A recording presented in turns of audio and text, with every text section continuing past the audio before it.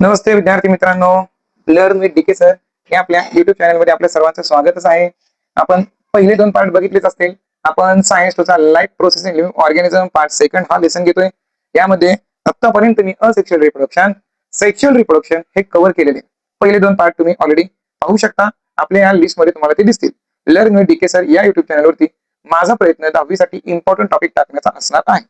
आता या लेसन मध्ये ऑलरेडी आतापर्यंत मी sexual reproduction in plants, sexual reproduction in humans, male reproductive system, female reproductive system या गोष्टी मी डिस्कस केलेल्या आहेत. आज आता आपण जो बघतोय तो टॉपिक बघतोय मेन्स्ट्रुअल सायकल वाला topic. Okay, so menstrual cycle म्हणजे काय असतं? तर याच्या आधी प्रिव्हियस व्हिडिओमध्ये माझ्याकडून एक टॉपिक राहिला होता, तो म्हणजे मेनोपॉज. मेनोपॉज कोणाला म्हणतो? तर कोणतीही महिला वयाच्या 45 ते 50 पर्यंतच एखाद्या बाळाला जन्म देऊ शकते. मॅच्युअर झाल्यानंतर ते 45 ते 50 पर्यंतच जन्म देण्याच्या या काळाला ती एक मॅच्युअर वुमन म्हणून बिहेवियर करू शकते. बट आफ्टर 45 टू 50 इयर्स तिची फिमेल रिप्रोडक्टिव्ह सिस्टीम ही स्टॉपेज होऊन जाते. नंतर ती बाळाला जन्म देऊ शकत नाही. अशा काळाला मेनोपॉज असं म्हणायचं. आजचा इम्पॉर्टंट टॉपिक कुठला असेल तर तो मेन्स्ट्रुअल सायकल आहे. तुम्हाला स्क्रीनवरती डायग्राम दिसतच आहे. मेन्स्ट्रुअल सायकल ही जी प्रोसेस आहे, ही process each and every womens मध्ये मॅच्युरिटी आल्यानंतर ओके 10 टू 17 इयर्सच्या बिटवीन द गॅप पासून ही मेन्स्ट्रुअल सायकल सुरुवात होते. ही सायकल जनरली 28 टू 30 डेजची असते. ही सायकल ही 4 हॉर्मोन्सने कंट्रोल होते. याच्यामध्ये follicle stimulating hormone, luteinizing hormone, progesterone, estrogens अशा प्रकारचे हॉर्मोन्स या सायकलला कंट्रोल करत असतात. सेव्हरल फॉलिकलची जी जर्नी आहे, ही जर्नी ओव्हरी पासून स्टार्ट होते ती अप टू त्यांच्यामध्ये असणाऱ्या ओकाइड्स प्रेझेंट असतात.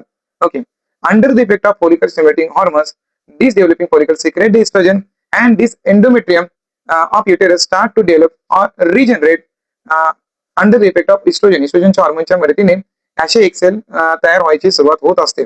जेव्हा एखादा एक सेल टोटली मॅच्युअर होतो, ज्याला आपण ग्राफियन फॉलिकल म्हणतो, तो मॅच्युअर झाल्यानंतर तो बस्ट होतो. कोणत्या हॉर्मोनच्या मदतीने? तर ल्युटेनायझिंग हॉर्मोनच्या मदतीने आणि ओकाइड्स हे रिलीज होतात. या प्रोसेसला आपण ओव्ह्युलेशन म्हणतो. आणि बाकी सगळा जो पार्ट आहे तो कॉर्पस ल्युटियमच्या मदतीने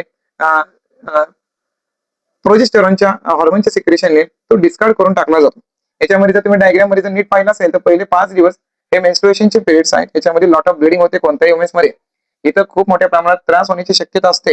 अशा वेळी रेस्ट घेण्याचा सल्ला वुमेन्सला दिला जातो.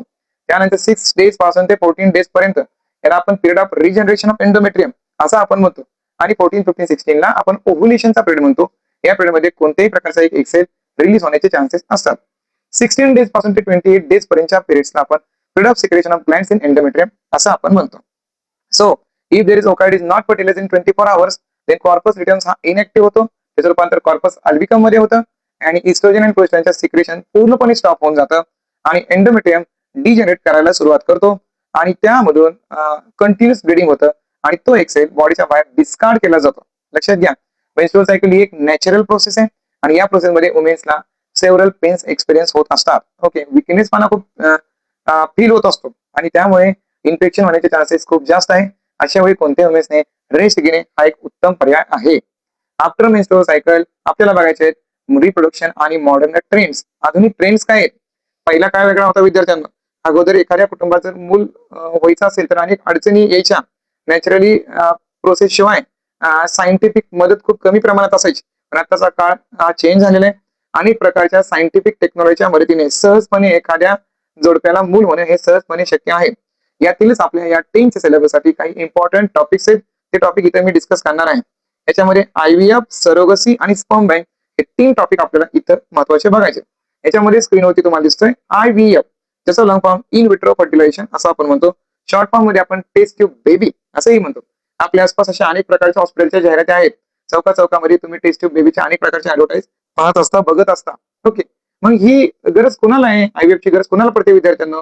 तर IVF ची टेक्निक अशा प्रकारच्या कपल्सला पडते ज्या कपल्सला अनेक वर्षांपासून मूल होत नाहीये. मग मूल का होत नाहीये? तर याचे कारण आहे. जर मेल असेल तर त्याच्याकडे स्पर्म काउंट कमी असू शकतो आणि जर वुमेन्स असेल तर तिच्या ओव्हॅरियमध्ये ऑब्स्टॅकल्स असू शकतो. अशा वेळी मेलचा स्पर्म आणि फिमेलचे एग सेल यांच्यामध्ये झायगोट फॉर्मेशन हे आर्टिफिशियली केले जातं, टेस्ट ट्यूब मध्ये केले जातं आणि त्यांच्यापासून एम्ब्रिओ फॉर्म होऊ शकतो. याच्यामध्ये पूर्णपणे नॅचरल प्रोसेसच्या ऐवजी आर्टिफिशियल प्रोसेसची मदत घेतली, परंतु कुठल्याही प्रकारचा क्रोमोझोम सिक्वेन्स मध्ये बदल झाला नाही. अशा प्रकारच्या प्रोसेसला आपण IVF म्हणतो. सध्या ही प्रोसेस खूप पॉप्युलर आहे.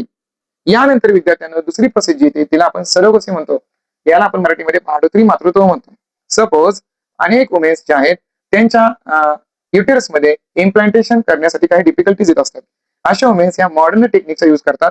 अशा वेळी आपण ओकाइट जे आहेत ते कलेक्ट करतो ज्या महिलेला आई बनायचे तिच्याकडून, आणि तिच्या जे मेल पार्टनर आहेत त्यांच्याकडून आपण स्पर्म कलेक्ट करतो. ओके, आणि हे जे स्पर्म्स आणि हे जे ओकाइट्स कलेक्ट केले यांच्यापासून आपण एम्ब्रिओ तयार करतो. बट हा जो एम्ब्रिओ आहे तो अनादर वुमेनच्या युटेरस मध्ये वाढवायला आपण तिच्या पोटामध्ये सोडतो. सिंपल लँग्वेज मध्ये म्हणजे दुसरी महिला या जोडप्याचं बाळ ती वाढवणार आहे. त्या बदल्यात या जोडप्यांनी तिला आर्थिक मदत करायची आहे किंवा जे काही रूल्स नुसार असेल ते तिला द्यायचं आहे, आणि ती महिला यांचं बाळ वाढवते पोटामध्ये. याच्यामध्ये लक्षात घे, जे ओरिजिनल आई वडील आहेत त्यांचेच कॅरेक्टर त्या बाळामध्ये येतात. फक्त बाळाची वाढ घडवण्यासाठी दुसऱ्या महिलेच्या गर्भाशयामध्ये आपण त्या एम्ब्रिओला ट्रान्सफर केलेला आहे. ओके, या प्रोसेसला आपण सरोगसी असं म्हणतो. तिसरा कन्सेप्ट आहे विद्यार्थ्यांना तो म्हणजे स्पर्म बँक, ज्याला अजून एक नाव आहे सिमेन बँक, किंवा आपण त्याला वीर्यपेढी असंही म्हणतो आपण. अनेक प्रकारे जर मेल असेल तर काही कारणाने स्पर्मच्या प्रोडक्शन मध्ये अडचण येऊ शकते. कधी कधी जर स्पर्मच तयार होत नसतील तर अशा वेळी मेलला खूप डिफिकल्टीज येऊ शकतात. मग अशा वेळी सिमेन हे इजॅक्युलेट करून घेतले जातात डिझायर्ड मेन कडून फिजिकल आणि मेडिकल चेकअप नंतर, आणि as per the wish of needful couple, ज्या कपलला या स्पर्मची गरज आहे अशा कपल्सना हे स्पर्म घेऊन त्यांच्या फर्टिलायझेशनची प्रोसेस घडवून आणली जाते, आणि एम्ब्रिओज आहे तो त्या सेम वुमेनच्या युटरस मध्ये ट्रान्सफर केला जातो. इथे स्पर्म देणारा किंवा स्पर्म घेणारा या दोघांची नावं स्ट्रिक्टली सिक्रेट ठेवली जातात as per the law. Okay, so हा एक ऑप्शन आहे बाळाच्या जन्मासाठीचा, तो म्हणजे sperm bank. IVF technique, surrogacy technique आणि स्पर्म बँक ह्या मोस्ट पॉप्युलर टेक्निक आहेत. याबद्दल पुस्तकामध्ये आपल्याला सिलेबस मध्ये हा टॉपिक आलेला आहे. यानंतर विद्यार्थ्यांना अत्यंत इंटरेस्टेड आणि शॉर्ट नोट साठी येणारा टॉपिक कुठला असेल तर तो ट्विन्स असतो, ज्यांना आपण जुळे म्हणतो. जुळ्यांमध्ये बघा दोन प्रकार असतात. काही जुळे हे मोनोझायगोटिक आहे तर काही जुळे हे डायझायगोटिक आहेत. त्याला आपण एक युग्मनज आणि द्वियुग्मनज जुळे असं म्हणतो. मोनोझायगोटिक ट्विन्स हे एका एम्ब्रिओ पासून फॉर्म होणारे आहेत. जर एम्ब्रियोनिक डेव्हलपमेंट 8 दिवसांच्या आतमध्ये झालं तर मात्र मोनोझायगोटिक ट्विन्स तयार होतात, आणि जेनेटिकली दोन्ही सिमिलर असतात. म्हणजे 8 दिवसांच्या आतमध्ये जर एम्ब्रिओ डिवाइड झाला तर मग एकतर 2 मुलं होतील किंवा 2 मुली होतील.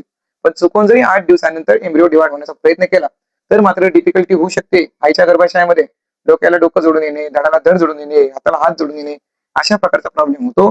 अशा प्रॉब्लेमला सायमिस ट्विन्स असं म्हणतो, लक्षात घ्या.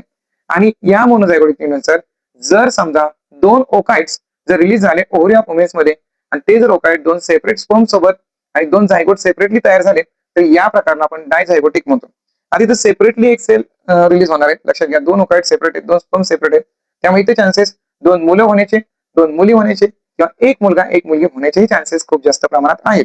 सो अशा प्रकारच्या कन्सेप्ट आपण ट्विन्स असं म्हणतो. आणि यानंतर या लेसनमध्ये लास्ट पॉईंट आहे तो म्हणजे रिप्रोडक्टिव्ह हेल्थ.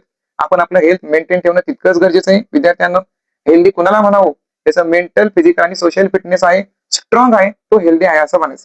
आपल्या देशामध्ये आता अनेक प्रकारच्या डिफिकल्टी अजूनही प्रेझेंट आहेत.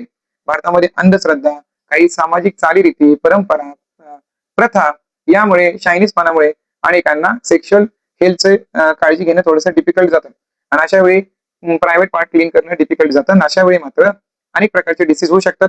याच्यामध्ये गोनोरिया आणि सायफिलिस सारखा आजार होण्याचे चान्सेस खूप जास्त प्रमाणात आहेत, लक्षात घ्या. त्यामुळे आपण सेक्शुअल हेल्थची काळजी घेणं तितकंच गरजेचं आहे. तर मी अगदी थोडक्यामध्ये तुम्हाला लाईव्ह प्रोसेस लेसन समजून सांगण्याचा प्रयत्न केला आहे. तर व्हिडिओ आवडल्यास चॅनलला सबस्क्राईब करा, लाईक करा, आणि नवनवीन व्हिडिओ पाहण्यासाठी लर्न विथ डीके सर या आपल्या युट्यूब चॅनलला फॉलो करून ठेवा. थँक्यू.